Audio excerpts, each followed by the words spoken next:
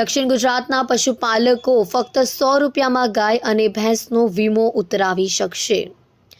પશુધન વીમા સહાય યોજના અંતર્ગત 100 રૂપિયાથી ઉપરનું પ્રીમિયમ સરકાર ચૂકવશે। ગાય ભેંસના આકસ્મિક મોતના કિસ્સામાં પશુપાલકોને 40,000 રૂપિયા સુધી મળશે। દક્ષિણ ગુજરાતમાં પશુનો મૃતાંક દર સરેરાશ 7 થી 10%। સુરત તાપીના 6 લાખ પશુ પૈકી માત્ર 30,000 પશુનો જ વીમો। પશુ વીમા માટે ICICI બેંક સાથે રાજ્ય સરકારનો કરાર। કલ્પેશ રાણાની સાથે જોતા રહો ન્યૂઝ 9 ગુજરાતી સુરત।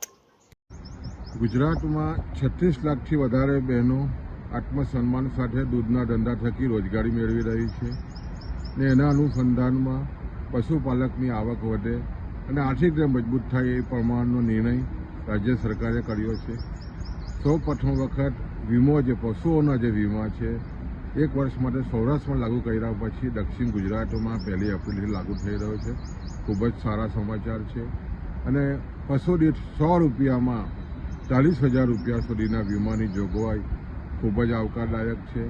અગાઉ સુમૂલ ડેરી અમે જે વીમો લેતા હતા એમાં લગભગ વર્ષનું પ્રીમિયમ 4,300 રૂપિયા હતું ને 100 રૂપિયામાં માત્ર જ્યારે વીમા લેવાની વાત થઈ અને પોર્ટલ મારફત આ વીમાની વાત છે ત્યારે ખૂબ જ આનંદદાયક સમાચાર છે।